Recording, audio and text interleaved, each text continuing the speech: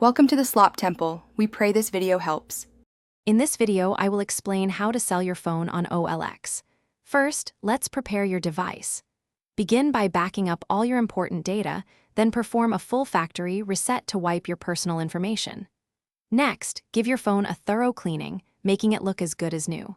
Finally, collect all original accessories, such as the charger and earphones, as these can add significant value to your listing.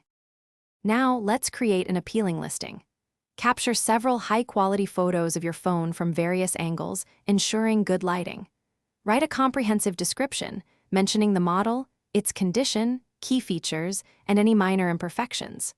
Finally, research comparable phones on OLX to determine a fair and competitive asking price, aiming for a quick and successful sale. Effective communication is key to a successful sale.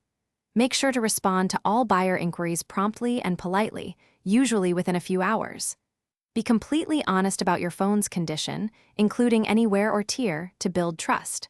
When arranging a viewing, always suggest a safe, public location, like a busy coffee shop or shopping mall, for your meeting.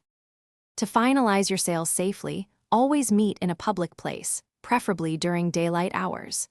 Before handing over your phone, carefully verify the payment method.